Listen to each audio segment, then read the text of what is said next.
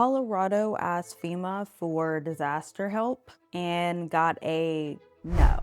So what does a FEMA denial actually mean, and how often does this even happen? This isn't FEMA denying a person's claim. This is the federal government denying the state's request for a major disaster declaration, the thing that can unlock big federal recovery money.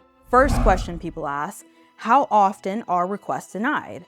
The thing is, most are approved. Across the last couple of decades, roughly 8 to 9 out of 10 governor requests get a yes. But denials do happen, and they can spike, depending on how the administration applies the rules. So why Colorado?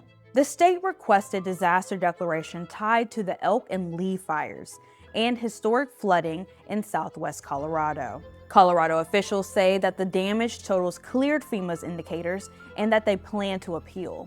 Here's the decision chain. The governor asks, FEMA reviews the damage and makes a recommendation, but the president makes the final call.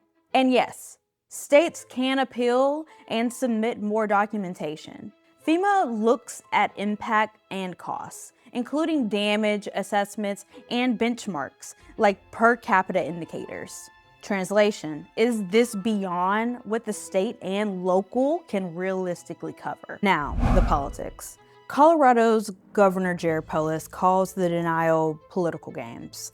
The White House says it's not politics, it's about federal dollars being a supplement, not a substitute for state responsibility. That tension is why the story is blowing up. Now, what does that denial mean for Coloradans and for Americans? Without major disaster declaration, some FEMA recovery programs may not activate, which can shift more costs to state and local budgets and slow certain repairs. If denials rise nationwide, more communities could face the same math after fires, floods, and storms.